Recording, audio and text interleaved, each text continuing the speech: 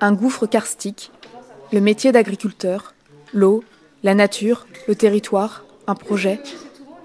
Autant de termes qui renvoient chez chacun et chacune à des acceptions et des représentations différentes en fonction de l'expérience qu'on en a, de nos valeurs et de nos connaissances. Le projet Brio a accordé une place importante à la reconnaissance de la diversité de ces représentations, à leur partage ainsi qu'au partage de connaissances. Tout d'abord, plus de 30 entretiens individuels avec différents acteurs du territoire ont été conduits en utilisant l'outil météo. Il s'agit d'un jeu de cartes portant des représentations graphiques stylisées, logos, symboles, pictogrammes, pensés pour permettre l'expression d'un discours à la fois libre, pas de questionnaire, une seule question initiale ouverte, et structuré, par le choix obligé de quelques cartes parmi un panel, leur hiérarchisation et la justification du choix. L'ensemble des cartes est présenté en un bloc à l'enquêté qui doit en sélectionner un nombre fixe réduit, entre 3 et 6, sur la base d'une question initiale posée. Dans le cadre du projet Brio, le jeu a été repensé pour intégrer de façon conjointe les enjeux de protection de l'eau et de valorisation de la biodiversité en lien avec l'implantation de zones tampons humides artificielles dans un contexte agricole drainé et sur un milieu très vulnérable. Des cartes spécifiquement intégrées dans le cadre de ce projet ont ainsi porté sur les différents types de zones tampons, les corridors écologiques, les mécanismes de circulation de l'eau et des polluants, intégrant aussi la spécificité du drainage et des liens amont-aval qui lui sont liés, les réseaux d'acteurs, tant du point de vue de l'articulation des échelles d'intervention ou des découpages territoriaux, que des postures individuelles et collectives et des jeux de pouvoir, les questions d'aménagement de l'espace et de gestion du foncier. 3 éléments majeurs sont ressortis de ces entretiens. Tout d'abord, la vision d'une nature hostile et qu'il faut maîtriser s'est fortement exprimée. L'homme est perçu dans une relation de concurrence avec cette nature. Pour la plupart des agriculteurs interrogés, la vraie nature est celle qui a été ordonnée, domestiquée par l'homme, pour répondre à des visées utilitaristes. La nature sauvage est quant à elle non désirable, perçue comme dangereuse pour l'homme et concurrente de la nature souhaitée. Les espèces nuisibles sont opposées à celles jugées utiles. Ensuite, dans ce territoire artificialisé et instrumentalisé de longue date, la terre et l'eau drainée sont avant tout des outils de travail, de production. Enfin, c'est un territoire que ses principaux utilisateurs se sont partagés, mais dont le partage pose problème.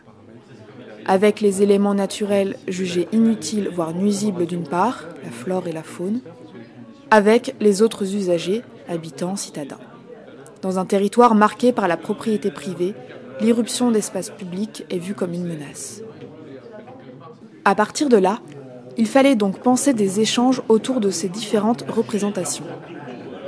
Un atelier collectif a donc été organisé pour discuter des principaux résultats issus des entretiens individuels. Les participants, répartis en 4 sous-groupes, sont passés successivement à 4 tables pour échanger sur la base d'une carte météo issue du jeu mobilisé lors des entretiens. Les cartes retenues pour figurer aux tables étaient des cartes soit le plus souvent choisies lors des entretiens individuels, soit une nouvelle carte, illustrant une thématique qui nous paraissait importante pour que le diagnostic des perceptions soit le plus complet possible. Ces cartes avaient été retravaillées pour l'occasion par une illustratrice professionnelle. Aux tables, nous avions également ajouté des extraits de citations, bien évidemment anonymisés, mais également recueillis lors de la première phase d'entretien individuel. Un hôte de table fixe permettait de proposer à chaque groupe arrivant à la table une synthèse des échanges du groupe précédent sur la thématique. Les échanges s'enrichissaient donc au fur et à mesure des passages des groupes. Les participants à l'atelier ont exprimé lors de la synthèse qui a suivi un certain nombre de points positifs de ce travail collectif. C'est vraiment le pluralisme qui était vraiment intéressant. Outre cette mise en lumière collective de différences de points de vue selon les types d'acteurs, ce qui a ici été rendu possible, c'est une meilleure prise de connaissance du projet et des acteurs de ce projet par les acteurs du territoire, une explicitation des rôles de chacun et de la manière dont ils sont perçus par les autres, une meilleure connaissance de ce que peuvent être les zones tampons et de leur diversité. Mais il est aussi apparu un besoin d'une visite de terrain sur le site de la zone tampon humide artificielle de Rampillon, antérieure au projet Brio. Cette visite a été l'occasion de mieux appréhender ce que sont les zones tampons humides artificielles, leur capacité à faire diminuer les quantités de nitrates et de produits phytosanitaires. Ouais, mais c'était pas des zones humides. C'est de comprendre l'historique du truc. Je veux dire, on refait ce qui était déjà existant en y mettant de l'argent. Oui, quelque part, oui. D'accord. Lors de cette visite, des échanges ont pu avoir lieu sur les mécanismes de circulation de l'eau et des polluants. Vu qu'il y a le gouffre qui est derrière, l'eau directement passait dans le gouffre. Donc à ce moment-là, on a dit, vu avec l'écologie pour nettoyer l'eau, il fallait ragrandir la zone humide pour que l'eau reste plus longtemps là et qu'elle n'aille pas directement dans les gouffres. C'est des galeries entre les pierres, puis des moments il y a des saletés qui arrivent, ça bouge, puis après l'eau ça repasse. Quand vous prenez une éponge, pas une éponge, une serviette, vous mettez de l'eau à un endroit, si le fibre elle est moins serré, elle va passer vite. Sinon, on continuera à essayer de trouver un trajet que ça s'infiltre le plus vite. Puis dès que ça va passer, arriver que ça peut passer plus vite, ça va passer puis que ça va agrandir les trous. Enfin, ce moment a aussi été l'occasion de dévoiler une partie du travail de la Mon collègue est recherche. passé hier, on a eu 34 prélèvements qui ont été faits sur 250. On essaye d'optimiser le volume d'ici. Donc les taxons, c'est des groupes d'espèces qui sont rassemblés, des groupes d'espèces qui se ressemblent, qui sont rassemblés dans un grand groupe.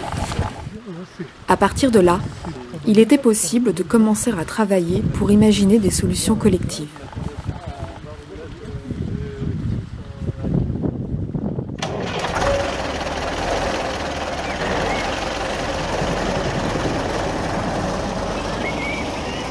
Généralement, on est considéré comme des pollueurs. Ça m'a permis de connaître le monde agricole. C'est une démarche de recherche participative.